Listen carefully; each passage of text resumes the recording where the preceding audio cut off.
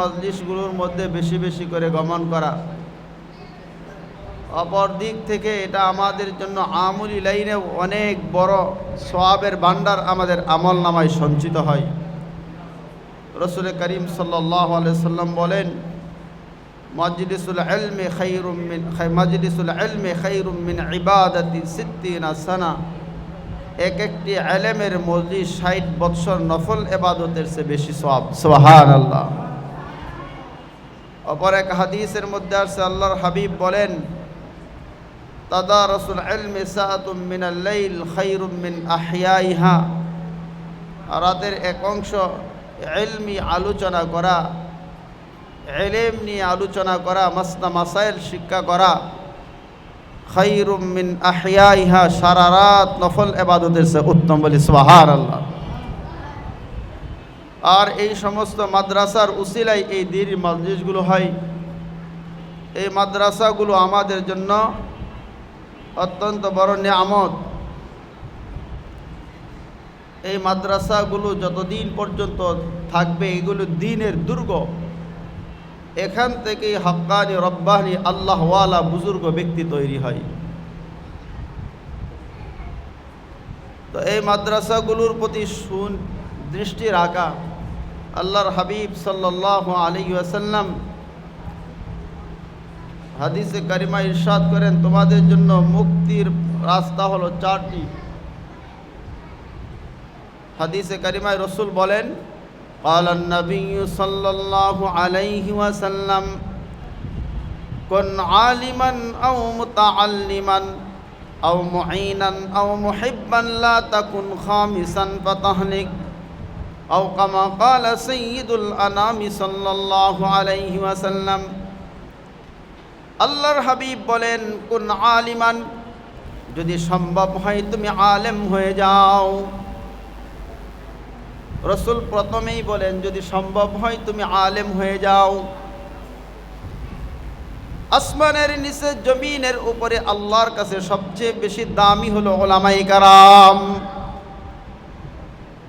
আলেমদের মর্যাদা আল্লাহর কাছে সবচেয়ে বেশি, কারণ তাদের সম্পর্ক থাকে আল্লাহ তাআলার সাথে, তাদের সম্পর্ক আল্লাহর হাবিবের বাণীর সাথে। এজন্য মাখলুকাতের মধ্য থেকে আল্লাহ পাকের কাছে সবচেয়ে দামি মাখলুক হলো ইনসান। আর ইনসানদের মধ্যে সবচেয়ে বেশি দামি হলো খায়রুকুম মান তাআল্লামাল কুরআন ওয়া আল্লামা, আও কামা ক্বালা আলাইহিস সালাতু ওয়াস সালাম। আল্লাহর নবী বলেন, তোমাদের মধ্যে সর্বোত্তম ওই ব্যক্তি মান তাআল্লামাল কুরআন ওয়া আল্লামা, যে ব্যক্তি কোরআনে কারীম নিজে পড়ে এবং অপরকে পড়ায়। অপর এক হাদিসের মধ্যে আছে, আল্লাহর হাবিব বলেন, মান ক্বারা হারফান মিনাল কিতাব ফালাহু হাসানাতুন ওয়াল হাসানাতু বিআশরি আমসালিহা। কোরআনে কারীমের পাখিরা যখন পবিত্র কোরআনের একটি অক্ষর তেলাওয়াত করে, রব্বে কারীম মহব্বত করে সাথে সাথে তাদের আমলের মধ্যে 10টি নেকি রেখে দেন। সুবহানাল্লাহ। এজন্য আল্লাহর হাবিব বলেন, কুন আলিমান, যদি সম্ভব হয় তুমি আলেম হয়ে যাও। শুধু তাই না, অপর এক হাদিসের মধ্যে আপনি আমার নবী বলেন, ক্বালান নবী সাল্লাল্লাহু আলাইহি ওয়াসাল্লাম, মান ক্বারাআল কুরআন ফাস্তাযহারাহু ফাআহাল্লা হালালাহু ওয়া হাররামা হারামাহু আদখালাহুল্লাহুল জান্নাহ ওয়া শাফাহু ফি আশরাতিন মিন আহলি বাইতিহি কুল্লুহুম ক্বাদ ওয়াজাবাত লাহুন নার, আও কামা ক্বালা আলাইহিস সালাতু ওয়াস সালাম। আপনি আমার নবী বলেন, যে ব্যক্তি কোরআনে কারীম পড়লো, মুখস্থ করলো, ফাআহাল্লা হালালাহু ওয়া হাররামা হারামাহু, হালালকে হালাল বলে জানলো, হারামকে হারাম বলে জানলো, আল্লাহর হাবিব বলেন, আদখালাহুল্লাহুল জান্নাহ, আল্লাহ তাআলা তার ওই বান্দাকে জান্নাতের মেহমান বানাবেন। সুবহানাল্লাহ। শুধু তাই না, হাফিজুল কোরআনকে কাল কিয়ামতের দিন আল্লাহ তাআলা এমন সুপার পাওয়ারের ক্ষমতা দিবেন, ওয়াশাফাহু ফি আশারাতিন মিন আহলি বাইতিহি কুল্লুহুম কাদ ওয়াজাবাত লাহুন নার। হাফিজুল কোরআনকে, কোরআনে কারীমের দ্বারক বাহকদেরকে, কোরআনের হাফেজদেরকে এমন সুপার পাওয়ার দান করবেন, এমন ক্ষমতা তাদেরকে দান করবেন, তার পরিবার থেকে এমন 10 জন ব্যক্তিকে সুপারিশ করে জান্নাতে নিয়ে যাবে যাদের উপর জাহান্নাম ওয়াজিব হয়ে গেছে। সুবহানাল্লাহ। কোরআনে কারীমের দ্বারক বাহক হাফিজুল কোরআনের এই মর্যাদা যে তারা নিজেরা তো জান্নাতে যাবেই, তাদেরকে এমন সুপার পাওয়ার দান করা হবে যে প্রত্যেকেই নিজের পরিবারের পক্ষ থেকে এমন 10 জন ব্যক্তিকে সুপারিশ করে জান্নাতে নিয়ে যাবে যাদের উপর জাহান্নাম ওয়াজিব হয়ে গেছে। সুবহানাল্লাহ, সুবহান। এজন্য আল্লাহর নবী বলেন, কুন আলিমান, যদি সম্ভব হয় তুমি আলেম হয়ে যাও, যদি সম্ভব হয় তুমি আলেম হয়ে যাও। এটা তো শুধুমাত্র একজন হাফিজুল কোরআনের মর্যাদা, কিন্তু আল্লাহ তাআলা যাকে বড় আলেম বানিয়ে নেবেন, হাফিজুল কোরআনের পরে যখন একজন বড় আলেম হয়ে যাবে, তাকে এমন সুপার পাওয়ার দেওয়া হবে, এমন পাওয়ার দেওয়া হবে, গোত্রের পর গোত্র মানুষকে সুপারিশ করে আল্লাহর জান্নাতে নিয়ে যাবে। সুবহানাল্লাহ, সুবহানাল্লাহ। এজন্য রাসূল বলেন, কুন আলিমান, যদি সম্ভব হয় তুমি আলেম হয়ে যাও। উলামায়ে কেরামের মর্যাদা আল্লাহ তাআলার কাছে আছে, তার হাবিবের কাছে আছে। পৃথিবীর কোনো মানুষের কাছে মর্যাদা নাও থাকতে পারে। পৃথিবীর মানুষের কাছে মর্যাদা কামনা করা উচিত না। দুনিয়ার মানুষ আমাকে সম্মানী বলে ডাকলেই লাভ কি, যদি আল্লাহর কাছে আমার দাম না থাকে, রাসূলের কাছে যদি আমার দাম না থাকে, তো দুনিয়ার মানুষের কাছে মর্যাদার কোনো কিছুই আসে যায় না। আমাদের সমাজের মধ্যে অনেক মানুষ আছে যাদেরকেও মানুষ সম্মান করে, যাদেরকেও মানুষ শ্রদ্ধা করে, অপর দিক থেকে উলামায়ে কেরামকেও সম্মান করে, শ্রদ্ধা করে। কিন্তু উলামায়ে কেরামের সম্মান আর শ্রদ্ধা সাধারণ নেতাদের শ্রদ্ধা এক নয়। উলামায়ে কেরামের শ্রদ্ধা এবং সম্মান হলো আল্লাহর পক্ষ থেকে তাকে মহব্বত করে দ্বীনের খাতিরে, দ্বীনের নিসবতে। আর অন্যান্য ব্যক্তিরা যারা নেতৃস্থানীয় আছে তাদেরকে সম্মান করে তাদের শারারত থেকে, তাদের ক্ষতি থেকে বাঁচার জন্য। এজন্য আল্লাহর নবী বলেন, কুন আলিমান, যদি সম্ভব হয় তুমি আলেম হয়ে যাও। আল্লাহ তাবারক ওয়া তাআলা ওই ব্যক্তিকে দ্বীনি ইলম দান করে, মাইয়ুরিদুল্লাহু বিহি খাইরান ইউফাক্কিহু ফিদ্দীন, আও কামা ক্বালা আলাইহিস সালাতু ওয়াস সালাম। আল্লাহর হাবিব যার কল্যাণ চান, আল্লাহ তাআলা যার কল্যাণ চান, মঙ্গল চান, তাকেই একমাত্র দ্বীনের বুঝ দান করেন, দ্বীনি ইলম দান করেন। যাকে আল্লাহ তাআলা দ্বীনি ইলম দান করবেন, তার আখিরাতকে আল্লাহ তাআলা নষ্ট করবেন না, আখিরাতে তাকে লাঞ্ছিত করবেন না। এজন্যই দ্বীনি ইলম শিক্ষা করা বড় সৌভাগ্যের বিষয়। আল্লাহ তাআলা যার মঙ্গল কামনা করেন তাকেই একমাত্র দ্বীনি ইলমের তৌফিক, শিক্ষা করার তৌফিক দান করেন। আমরা আমাদের সন্তানদেরকে অনেক সময় সন্তানের ভবিষ্যৎ আমরা কল্যাণ চাই, নিরাপদ চাই। সব মা বাবাই তার সন্তানের মঙ্গল কামনা করে, তাদের কাছে তাদের ভবিষ্যৎ যেন ভালো হয় এটা তারা চায়। কিন্তু সচেতন মা বাবা যারা, তাদের দৃষ্টি আকর্ষণ করছি, আপনি যদি সত্যিকারে আপনার সন্তানের ভবিষ্যৎ মঙ্গল কামনা করেন, নিজের ভবিষ্যৎ পরবর্তী প্রজন্মে যদি আপনি নিজে যদি সন্তান দ্বারা উপকৃত হতে চান, তাদেরকে দ্বীনি ইলম শিক্ষার বিকল্প নেই। জাগতিক শিক্ষা আর দ্বীনি শিক্ষার মধ্যে আকাশ পাতাল বেশ কম। আজকে দেখুন আমাদের সমাজে অনেক সন্তানের অবক্ষয় ইলেকট্রনিক্স মিডিয়ার মাধ্যমে আপনারা অনেক সময় দেখছেন যে সন্তানের কাছে মা বাবা নিরাপদ না। সন্তান নিজ হাতে তার বাবাকে হত্যা করছে, সন্তান নিজ হাতে তার মাকে হত্যা করছে, এর একটি মাত্র কারণ তাদেরকে কোরআনের শিক্ষা দেওয়া হয়নি, নীতি নৈতিকতা তাদেরকে শিক্ষা দেওয়া হয়নি। তারাও জাগতিক প্রতিষ্ঠানে পড়াশোনা করেছে, দেশের শীর্ষস্থানীয় বড় বড় শিক্ষা প্রতিষ্ঠানে পড়াশোনা করেও মা বাবাকে লাঞ্ছিত করছে। দিনে দেশের সবচেয়ে বড় বিদ্যাপীঠে শিক্ষা অর্জন করেও মা বাবার খোঁজখবর নেয় না, মা বাবার হক আদায় করে না। প্রকৃত কারণ একটাই, তাদের এই সমস্ত প্রতিষ্ঠানে দ্বীনি শিক্ষা, নীতি নৈতিকতা শিক্ষা দেওয়া হয়নি। আপনাদের থেকে খুব বেশি দূরে নয়, এই যে পাশেই হুদাপাড়া মণিপুর বৃদ্ধাশ্রম, আপনি এই বৃদ্ধাশ্রম ঘুরে আসতে পারেন। আপনি দেখবেন সেই বৃদ্ধাশ্রমে অনেক বড় বড় ডিগ্রিধারী সন্তানের মা বাবা কান্নাকাটি করছে সন্তানের জন্য। তাদের দেখার কেউ নাই, তাদের কোটি কোটি টাকার সম্পদ, সন্তানকে বড় ডাক্তার বানিয়েছে, সন্তানকে বড় প্রফেসর বানিয়েছে, এমনকি দেশের সেরা বিদ্যাপীঠে সর্বোচ্চ ডিগ্রি অর্জন করেছে, কিন্তু সেই সন্তানেরাই মা বাবার খোঁজখবর রাখে না, তাদেরকে বৃদ্ধাশ্রমে রেখে আসছে। কিন্তু অপর দিক থেকে আল্লাহর কসম খেয়ে বললে কাফারা দিতে হবে না, বৃদ্ধাশ্রমে এমন কোনো মানুষকে খুঁজে পাবেন না যার সন্তান কোনো মসজিদের খাদেম, যার সন্তান কোনো মসজিদের মুয়াজ্জিন, যার সন্তান কোনো মসজিদের ইমাম, যার সন্তান কোনো মাদ্রাসার মুহাদ্দিস। আল্লাহ তাআলা দ্বীনের খাতিরে তাদের মা বাবার ইজ্জত রক্ষা করেছেন, সুবহানাল্লাহ। এমন খুঁজে পাবেন না। এজন্য আল্লাহর হাবিব বলেন, কুন আলিমান আও মুতাআল্লিমান আও মুঈনান আও মুহিব্বান লা তাকুন খামিসান ফাতুহলিক।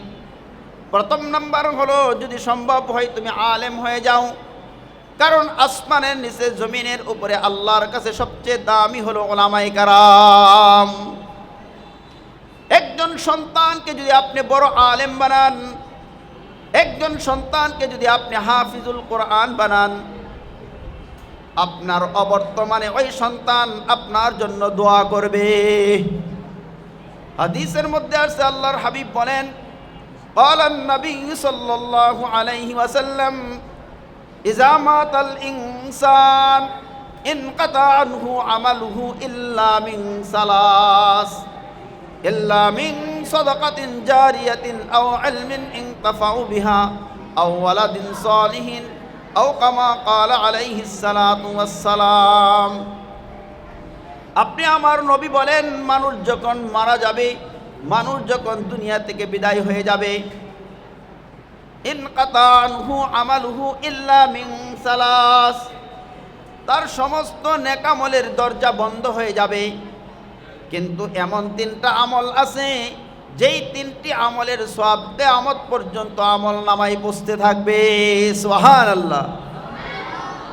ওই তিনটা আমলের মধ্য থেকে একটি হলো আওয়ালাদিন সালিহিন, যদি পৃথিবীতে নেক সন্তান রেখে যান, কোনো বাবা যদি পৃথিবীতে একটা নেক সন্তান রেখে যায়, এই নেক সন্তান প্রতিদিন 5 ওয়াক্ত নামাজের পরে দোয়া করবে, রব্বানা যালামনা আনফুসানা ওয়া ইল্লাম তাগফির লানা ওয়া তারহামনা লানাকুনান্না মিনাল খাসিরিন। মা বাবার জন্য দোয়া করবে, রব্বির হামহুমা কামা রব্বায়ানি সগীরা। আওয়ালাদিন সালিহিন, রাসূল বলেন, যদি একজন নেক সন্তান দুনিয়াতে রেখে যায়, এই নেক সন্তান তার মা বাবার জন্য যে দোয়া করবে, এই দোয়া তার আমল নামায় প্রতিদিন পৌঁছানো হবে, সুবহানাল্লাহ, সুবহানাল্লাহ। আর যদি আপনার সন্তান নেক সন্তান না হয়, তাহলে আপনার জন্য কি দোয়া করবে? সে নিজেকেই তো বাঁচাতে পারবে না, নিজেই তো নামাজ পড়বে না, নিজেই তো হালাল হারাম বেঁচে চলবে না, নিজেই তো সমাজের মধ্যে অশৃঙ্খলতা করবে, মানুষ উল্টো আপনাকেও গালিগালাজ করবে। মানুষ যখন সন্তানের অপকর্মের জন্য গালিগালাজ করে, শুধু সন্তানকেই করে না, সন্তানের মা বাবাকেও করে। মা বাবার নাম নিয়ে আরো বেশি গালি দেয়। আমাদের সমাজে যতগুলো গালির প্রচলন আছে বেশিরভাগ গালি বাবাকে আগে দেয়, মাকে আগে দেয়। হারামজাদা বলে, বলে কিনা? যতগুলো গালি আছে নিকৃষ্টতম গালিগুলো হলো মা বাবাকে আগে গালি দেয়। মা বাবা দুনিয়াতে না থেকেও গালি শুনে সন্তানের কারণে। এজন্য সন্তানকে যদি সুশিক্ষায় শিক্ষিত করা না হয়, সন্তানকে যদি দ্বীনি শিক্ষা দেওয়া না হয়, তাহলে মা বাবাকেও এর গালি শুনতে হয়। তার কবরের মধ্যেও এই পীড়া পৌঁছে গালিগালাজের কারণে, সন্তানের অবাধ্যচরণের কারণে এই ধিক্কার কবর থেকে তাকেও শুনতে হয়। এজন্য ভাই, আল্লাহ আমাদেরকে যাদেরকে সন্তান দিয়েছে, সন্তান এটাও তো আল্লাহ প্রদত্ত নিয়ামত, আল্লাহর একটা আমানত। আল মাল ওয়াল বানুনা জিনাতুল হায়াতিদ দুনিয়া ওয়াল বাকিয়াতুস সালিহাহ। রব্বে কারীম বলেন, মাল এবং সন্তান সন্ততি এটা দুনিয়ার চাকচিক্য। আল্লাহ তাআলা আপনাকেও সন্তান দেন অনেক সময় পরীক্ষা করার জন্য। আপনি আপনার সন্তানকে কোন পথে পরিচালনা করেন। যদি আপনার অবহেলার কারণে সন্তান অমানুষ হয়, যদি আপনার অবহেলার কারণে সন্তান অশিক্ষিত হয়, যদি আপনার অবহেলার কারণে সন্তান এমনভাবে বকাটে হয়ে যায়, কাল কিয়ামতের দিন আল্লাহর আদালতে আপনাকেও জবাবদিহিতার কাঠগড়ায় দাঁড়াতে হবে। আল্লাহর হাবিব বলেন, ক্বালান নবী সাল্লাল্লাহু আলাইহি ওয়াসাল্লাম, ক্বালান নবী সাল্লাল্লাহু আলাইহি ওয়াসাল্লাম, আলা কুল্লুকুম রাইন ওয়া কুল্লুকুম মাসউলুন আন রাইয়াতিহি, আও কামা ক্বালা সাইয়্যিদুল আনামি সাল্লাল্লাহু আলাইহি ওয়াসাল্লাম। আপনি আমার নবী বলেন, তোমরা প্রত্যেকেই প্রত্যেকের দায়িত্বশীল। আলা কুল্লুকুম রাইন, তোমরা প্রত্যেকেই প্রত্যেকের কাজের দায়িত্বশীল। ওয়া কুল্লুকুম মাসউলুন আন রাইয়াতিহি, প্রত্যেকের দায়িত্ব সম্পর্কে আল্লাহর আদালতে আসামির কাঠগড়ায় দাঁড়াতে হবে। আমি একজন পিতা হিসাবে সন্তানের দায়িত্বশীল, আমি একজন স্বামী হিসাবে স্ত্রীর দায়িত্বশীল। আমরা প্রত্যেকেই প্রত্যেকের কাজের দায়িত্বশীল, প্রত্যেকেই জিম্মাদার। কুল্লুকুম রাইন ওয়া কুল্লুকুম মাসউলুন আন রাইয়াতিহি, আমাদের দায়িত্ব সম্পর্কে আল্লাহর আদালতের আসামির কাঠগড়ায় দাঁড়াতে হবে। আপনি আপনার সন্তানের দায়িত্ব কতটুকু আদায় করেছেন? সন্তানের উপরে বাবার কিছু হক আছে, বাবার উপরে সন্তানের কিছু হক আছে, কিন্তু আগে সন্তানের হক বাবার উপরে, আগে সন্তানের হক বাবার উপরে। জন্মের পর বাবা সন্তানকে সঠিকভাবে পরিচালনা করে নাই, অবহেলা কার? বাবার। অবহেলা কার? বাবার। সন্তান জন্মের পরেই বাবাদের কিছু দায়িত্ব আছে। প্রথমেই একটা ভালো সুন্দর নাম রাখা, ভালো একটা সুন্দর নাম রাখা। নাম রাখে কে? মা বাবা রাখে। নাম রাখে কে? মা বাবার রাখে। তাহলে সন্তানের প্রথম হক মা বাবার কাছে একটা ভালো নাম রাখা। নামেরও একটা আসর আছে, প্রভাব আছে। নামেরও একটা কি আছে? প্রভাব আছে। নাম যদি সুন্দর হয়, নামের প্রভাবের কারণে সন্তান ভালোভাবে ভালো পথে পরিচালিত হয়। অধিকাংশ মা বাবা সন্তানের এই হক ক্ষুণ্ণ করেছে। সন্তানের নাম রাখছে বল্টু, সন্তানের নাম রাখছে জন্টু, আছে না ভাই? সন্তানের নাম রাখছে জুয়েল। এক সন্তান মা বাবার কথা শুনে না। আমিরুল মুমিনিন হযরত ওমর ইবনে খাত্তাবের কাছে অভিযোগ করলো, আমার সন্তান কথা শুনে না। তো জিজ্ঞেস করা হলো, আপনার সন্তানের নাম কি? আমার সন্তানের নাম জুয়েল। বাংলাতে জুয়েল বলা হয়, আরবিতে জিম আইন লাম, যার অর্থ হলো পায়খানার কীড়া। বলেন, যার অর্থ কি? পায়খানার কীড়া। যদি মা বাবা যদি সন্তানের নাম এমন রাখে তাহলে সন্তানের হক ক্ষুণ্ণ করলো কিনা? বলেন না, ক্ষুণ্ণ করলো কিনা? নামের একটা আসর আছে, নামের একটা আসর আছে। শিয়ারা হজরতে ওমর ফারুক, হজরত আলী, হজরত আবু বকর সিদ্দিকের প্রতি আদাওয়াতি রাখে, শত্রুতা রাখে। এজন্য জৈনক শিয়া শত্রুতা বশত তার এক ঘোড়ার নাম রাখছে আবু বকর, আরেক ঘোড়ার নাম রাখছে উমর। মানে তারা হজরত আলী রাদিয়াল্লাহু তাআলা আনহুকে বেশি মহব্বত করে, আর হজরত আবু বকর, হজরত উমরের প্রতি আদাওয়াতি রাখে, শত্রুতা রাখে। তো একদিন সংবাদ আসলো, এক ঘোড়া ওই শিয়াকেই এমন জুড়ে লাথি দিছে, একবারে দুনিয়া থেকে বিদায় করে দিছে। তো বলা হলো, খোঁজ নিয়ে দেখো, ওই ঘোড়াই তাকে লাথি দিয়েছে যেই ঘোড়ার নাম ওমর। যে ঘোড়ার নাম কি? ওমর। খোঁজ নিয়ে দেখা গেল সত্যিই ওই ঘোড়াই তাকে নিহত করেছে যেই ঘোড়ার নাম কি? ওমর। তার মানে হজরত উমর রাদিয়াল্লাহু তাআলা আনহুর রাগ কম ছিল না বেশি? নামের একটা প্রভাব আছে, নামের একটা কি আছে? প্রভাব আছে। এক সন্তানের খুব অসুস্থ, তো জিজ্ঞেস করা হলো তার নাম কি? বলে তার নাম কালিম। তার নাম কি? কালিমুল্লাহ। নাম কি? কালিম।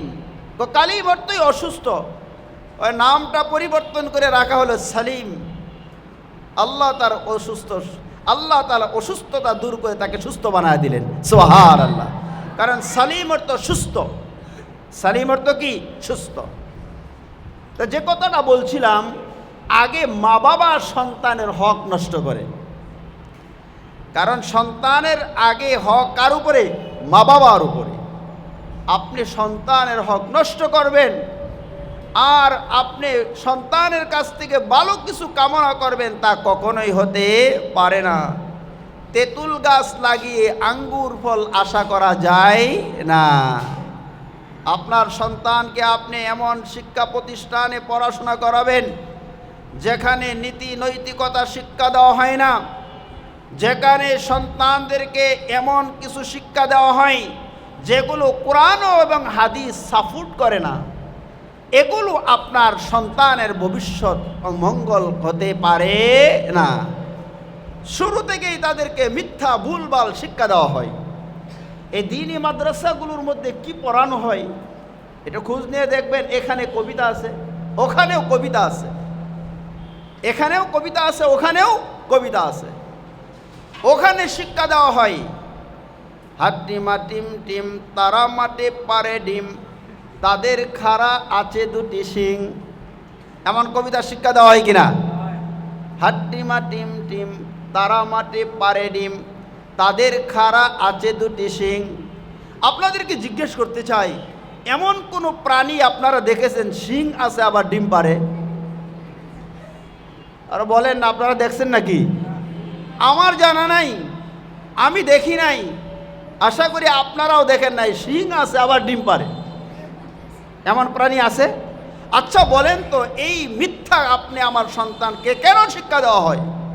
কবিতার কি অভাব পড়েছে? আমাদের বাচ্চাদেরকে কবিতা পড়ানো হয়। সকালে উঠে আমি মনে মনে বলি, সারাদিন যেন আমি ভালো হয়ে চলি, আদেশ করেন মোর যাহা গুরুজনে, আমি যেন সেই কাজ করি ভালো মনে।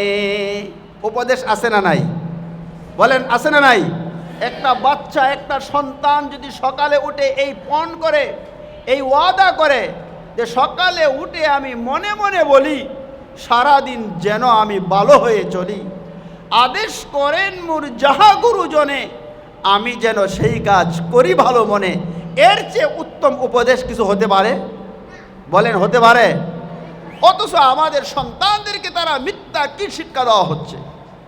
আমাদের সন্তানদেরকে কবিতার সুরে সুরে অক্ষর শেখানো হয়, কিন্তু প্রতিটা অক্ষরের বিনিময়ে 10টি করে নেকি লেখা হয়। সুবহানাল্লাহ।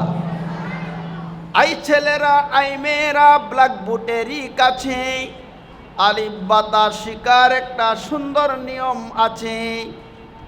আই ছেলেরা আই মেয়েরা ব্ল্যাকবোর্ডেরই কাছে আলিফ বাতা শিকার একটা সুন্দর নিয়ম আছে। ওপরেতে হাতটা ধরে নিচ দিকেতে যাই, সোজা একটা টান মারিলে আলিফ হয়ে যায়। ডান দিকেতে হাতটা ধরে বাম দিকেতে যাই, নিচে একটা নুক্তা দিলে বা হয়ে যায়।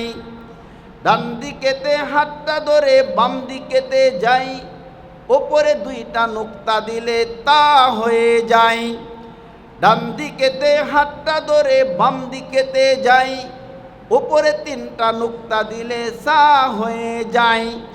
বাহুর মতো দেখা যায় তার নাম দাল, ওপরে একটা নুক্তা দিলে জাল হয়ে যায়। কাসির মতো দেখা যায় তার নাম র, উপরে একটা নুক্তা দিলে যা হয়ে যায়। কি বলেন, কবিতা হয়েছে কিনা? বলেন, কবিতা হয়েছে কিনা? আল্লাহর হাবিব বলেন, মান ক্বারা হারফান মিনাল কিতাবি ফালাহু হাসানাতুন ওয়াল হাসানাতু বিআশরি আমসালিহা। যে ব্যক্তি পবিত্র কোরআনের একটি অক্ষর তেলাওয়াত করবে, সাথে সাথে আল্লাহ তাআলা তার আমলনামায় 10টি নেকি লিখে দিবেন। সুবহানাল্লাহ, সুবহানাল্লাহ। সন্তান মাদ্রাসায় ভর্তি হওয়ার পর থেকেই প্রতিটা অক্ষরের বিনিময়ে আমলনামায় 10টি করে নেকি লেখা হয়ে যায়। তখন সন্তান বেগুনা মাসুম থাকে?